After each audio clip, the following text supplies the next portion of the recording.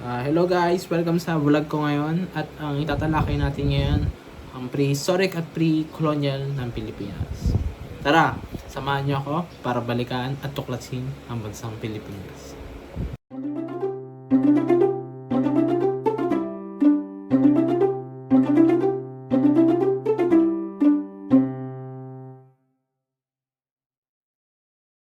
Tara, simulan natin sa prehistoric ng Pilipinas.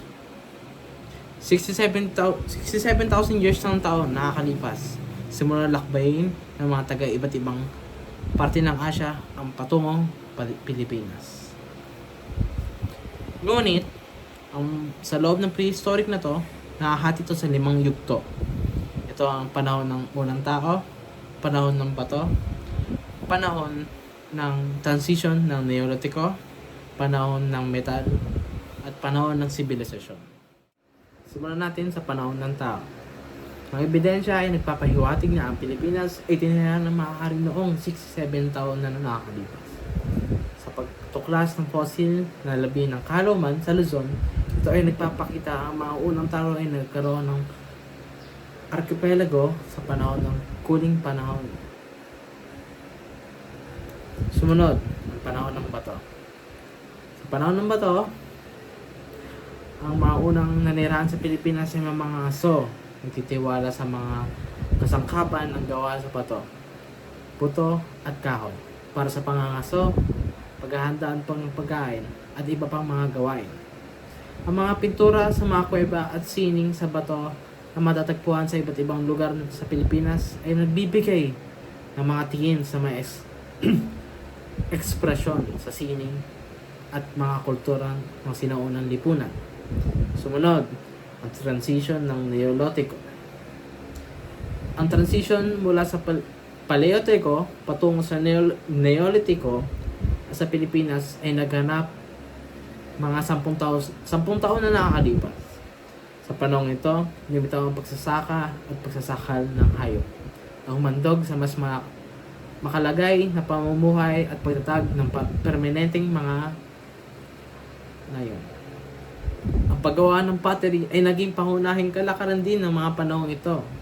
So basically, nung panahon na ito, dito nagsimula ang pamumuhay ng isang mga tao. So natuto silang magsaka, natuto silang magsaka ng hayop.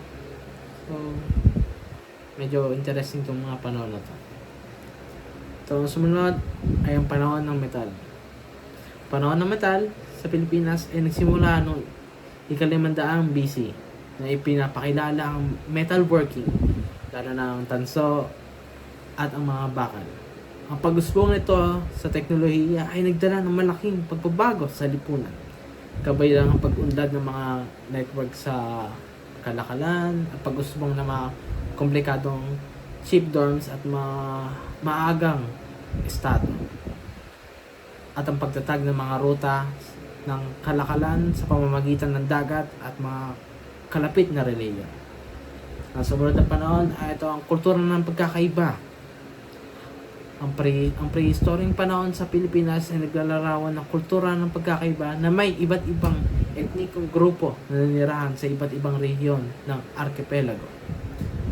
Ang mga grupong ito ay may mga kanilang wika, kaugalian at sistemang paniniwala na nagbibigay kayaman sa kultura at bumulto ng sinaunang lipunan sa Pilipinas. Sa kabuuan, ang prehistoryong panahon ay sa Pilipinas ay nakalagay sa mga pundasyon para sa mga komplikadong lipunan at kultura na magiging mas makikita sa mga sumunod na siglo. Bagaman, marami sa mga panahon ito ay nananatiling misteryo.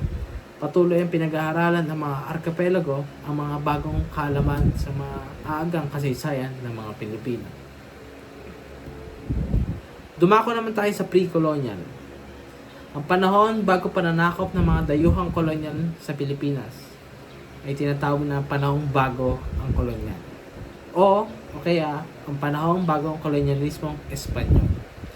Ito ang yugto ng kasaysayan ng Pilipinas na tumatakbo mula noong pagdating ng mga sinaunang tao hanggang sa pagdating ng mga Kasila noong ika-6 na siglo. Narito ang mahalagang aspeto ng panahon bago ang kolonyal sa Pilipinas. Una-una, nagkaroon tayo ng mga lipop politika. Dito nabuo ang ating politika, lipunan, kultura, mga ugnayan sa iba't ibang bansa. Unahin natin sa politika. Bago pa man dumating ang mga Kastila, ang mga katutubong Pilipino ay may mga kanilang mga sistema ng pamahalaan. Ang ilan sa mga sinaunang politika at entidad ay kinabibilangan ng mga barangay, dato at mga bayan. Mga bayan ay kadalasang mayroong sariling mga pinuno o dato na napapasaya siya ng mga lokal na bagay. Sumunod, ito na ang ekonomiya. Ang prekolonyal ng ekonomiya ng Pilipinas ay nakaisentro sa pagsasaka, pangangaso, pangisda at kalakalang lokal at international. Ang mga katutubong Pilipino ay may mga sariling sistema na pamahagi ng yaman produksyon na may iba't ibang antas ng lipunan at tungkulin. Kultura naman ang susunod at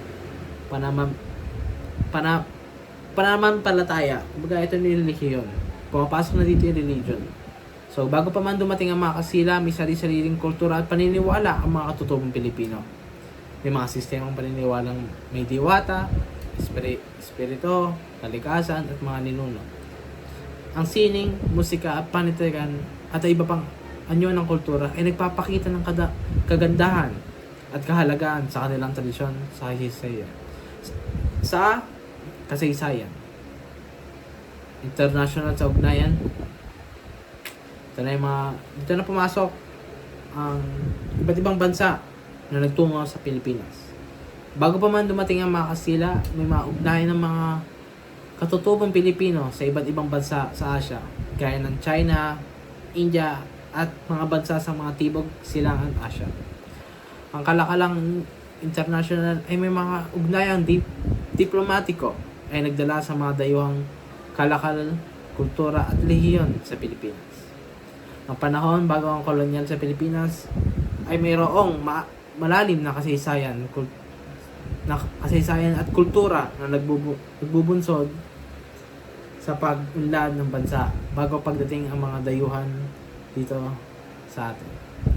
Ito ay may mahalagang bahagi ng pagkakilala sa bansa at ang mga Pilipinong isang sanlibutan. Ngayon, nalaman nyo na kung ano ang meron sa prehistoric at pre-colonial ng Pilipinas bilang isang bansa. Mahalaga na maunawaan natin ang mga pinagmulan at kasaysayan bago tayo dumating sa kasalukuyan. Sa pamamagitan ng pag-unawa sa mga panahong ito, mas mamahalagahan natin ang ating kultura at identidad bilang mga Pilipino. Maraming salamat sa pantangkilik hanggang sa susunod na paglalakbay sa kasaysayan ng ating bayan. Mag-iingat kayo palagi.